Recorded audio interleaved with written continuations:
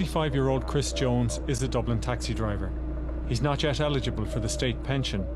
His average weekly takings are €200, yet his mortgage payments alone cost €75 more than he earns. I started work when I was 13 years of age. And, you know, as life went on, I said to myself, things are going to get better. I won't have to work all my life. But now I'm looking at a situation at 65. Before I even have some peace of mind, I'm going to be 69, 70 years of age before I can say to myself, phew, mortgage gone. Not have to worry about, oh God, the gas bill is in, the electricity bill is in.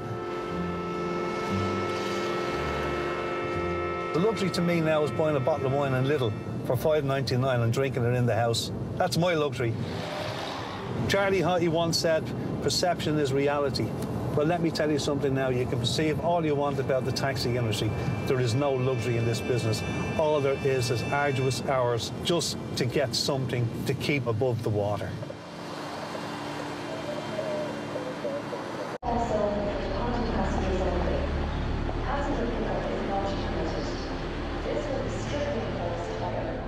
At Dublin Airport, Chris Jones has joined the overflow queue, picking up passengers at arrivals. I've got nearly 300 cars in front of me here at Dublin Airport. I could be facing 2 to 3 hours before I actually get my job. In 1985, due to the recession in this country, I was made redundant and I found myself on the dole. I was actually working in the frozen food business and I was a van salesperson. I hate being unemployed. You know, I felt so undignified, you know, going down to the social welfare. A friend of mine, he said, look, why don't you do the test? So I did. I done the test. I came into the business. And with vehicle insurance, the whole lot, it cost me $65,000 on entry into the market. I remortgaged the house. My wife was working at the time, so we felt safe. I was looking at retirement in the sense that pre-deregulation, you would have got €100,000 for your licence, and there's my pension. They issued permit after permit after permit, not even looking down the road as to whether there would be a saturation situation. In today's climate, if I wanted to, say, get out of the business tomorrow, I'd be lucky to get €1,200 from you. My wife, she's retired now, and she's receiving a pension of $225. That's a shortfall of about $400 a week. I'm going to have to try and make up that shortfall. I don't want to class it as a prison, but I feel sometimes in this car, I'm in a prison. I'm trapped.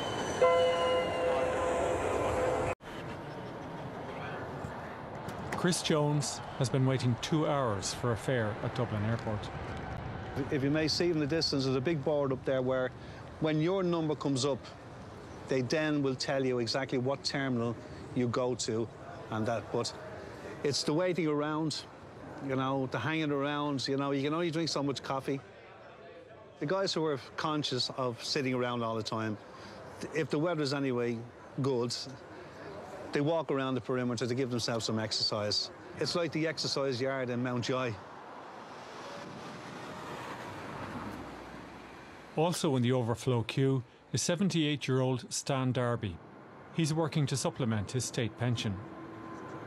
At my age of 78, I'd love to be retired playing golf. I shouldn't be out here at this age, it's as simple as that. I would get by on the state pension, but it'd be just an existence, more or less, you know. You have that little bit extra. If the gas bill goes up, you can carry it, or if the ESB bill goes up, you can carry it.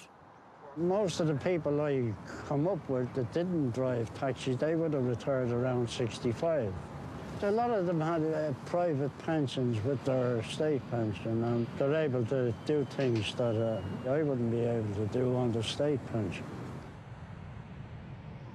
A lot of the older fellas, because there's no restrictions, anybody can work as long as they want. So we've had a few occasions here where a guy has been around here and he hasn't been too well, and next thing they get a chair for him, and next thing the ambulance will be taken in. So a couple of fellas have been taken away in ambulances out of here, like. I see guys who are 70 and 80 in the taxi industry, and my face at 65, that at 80 years of age, I'm going to do it out of necessity. I just cannot think of any other way other than to stick at this job and carry on working, because if I was to keep going home, I would end up in the bankruptcy court. That's the way it is. Some things will never change.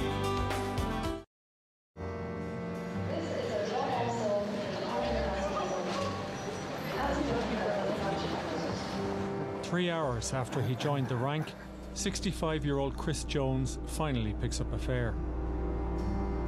I tend to work at Dublin Airport because you tend to know the customer that's coming through.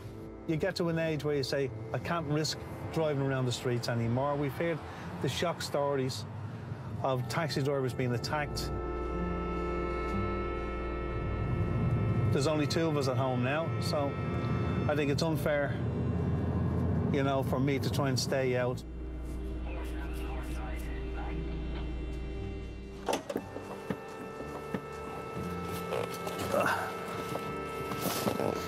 Anyway, it's great to meet you anyway. I hope you enjoyed Yonkers. Let's see you soon. Mind yourself. To pay off his €50,000 mortgage, Chris has been on the road 12 hours. He's ready for home. Basically, that's it. I just can't stay out any longer. It's not physically possible for me. You know, fatigue is worse than drink driving.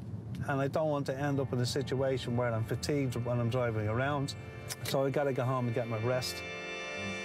The pressure on Chris is mirrored across the country. Ireland is straining under the weight of a pensions time bomb. Last year, the state's pension fund had a shortfall of €1.5 billion. If Ireland's finances don't improve, we could all be working longer and older.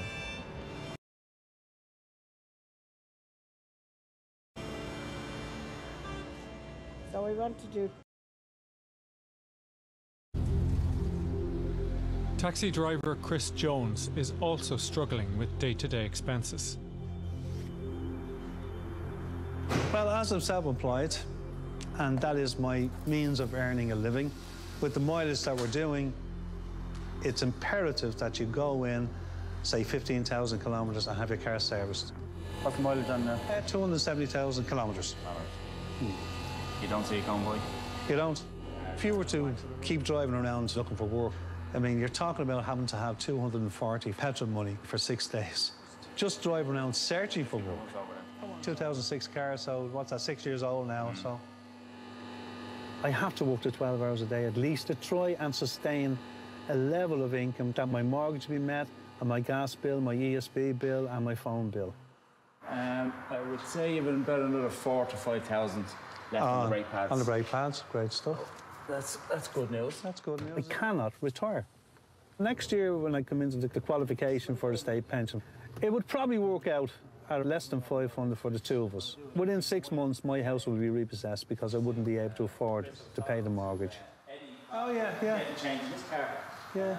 At this stage, he's nearly 350,000 on it. Go away. But he reckons it'd be cheaper to spend another couple of thousand and keep it for another year or 2.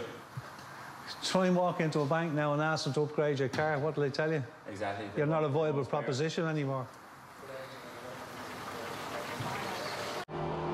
I remember when we brought the grandchildren out here, and we would sit here for hours telling them about that's coming in from America, that's coming in from Portugal, that's coming in from Spain.